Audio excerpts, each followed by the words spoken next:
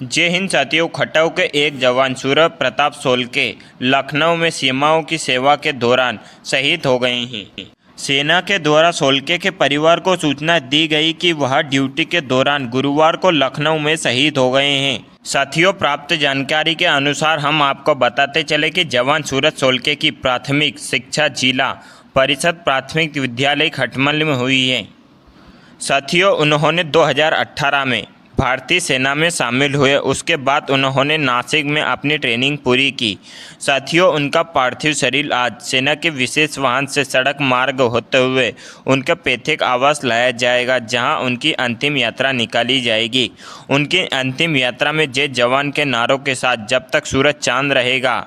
वह वर्तमान में लांस नायक के रूप में 141वें फील्ड रेजिमेंट में सेवा दे रहे थे। उनकी पोस्टिंग लखनऊ में थी।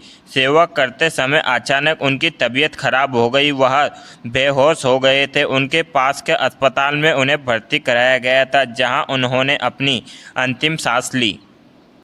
साथियों, 2.5 महीने पहले ही अपनी छुट्टी बिताने के बाद ड्यूटी पर लौटे थे, जहां पर उनकी अचानक तबीयत खराब होने के कारण वो वीर गति को प्राप्त हो गए। साथियों, उनका पार्थिव शरीर दिल्ली और दिल्ली से पूना लाया जाएगा, जहां रविवार को उनके पैतृक गांव उनका पार्थिव शरीर लाया जाएगा।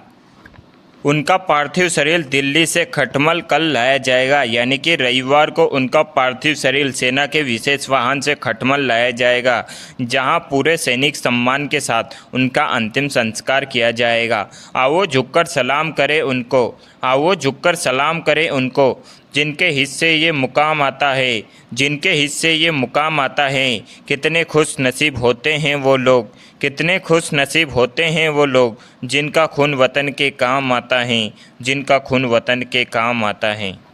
शहीद जवान सूरज सोलके को उनकी सेवाओं के लिए मेरा सच्चा नमन। भगवान माँ भारती के वीर सपूत शहीद जवान सूरज सोलके की आत्मा को शांति प्रदान करे, वहीं परिजनों को यह दुख सहन करने की शक्ति प्रदान करे।